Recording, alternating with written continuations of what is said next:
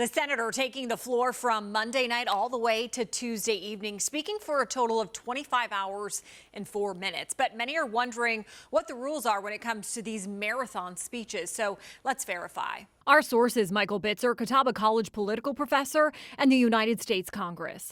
Long speeches on the Senate floor are nothing new. Usually we see this when a bill is being discussed as a way to pause the legislation. According to the United States Congress, that's called a filibuster, and it's used to block a measure. But Senator Booker's marathon speech was not that. Bitzer spoke with anchor Vanessa Rufus in our live Impact News studio, explaining the difference. Now, there's no specific piece of legislation that the Senate is considering, but what Senator Booker is doing, you can kind of consider as a quasi-filibuster, because it is doing what a filibuster is intended to do, and that is bring the business of the U.S. Senate to a complete standstill. That standstill continued for 25 hours. So how was Booker able to keep the floor that long? Before he yields to a fellow colleague, a fellow senator, to allow them to ask a question, he says point blank, "I yield for a question, but retain the floor."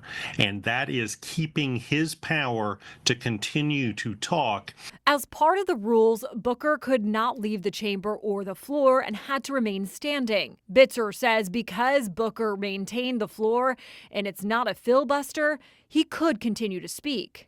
If there was a piece of legislation that Senator Booker was filibustering, they would be able to try and invoke what is called cloture, and that means to basically set a time period to end debate on the legislation. Senator Booker now holds the record for the longest floor speech in Senate history, behind South Carolina Senator Strom Thurmond, who filibustered against the 1957 Civil Rights Act for 24 hours and 18 minutes. With your Verify, I'm Meghan Bragg.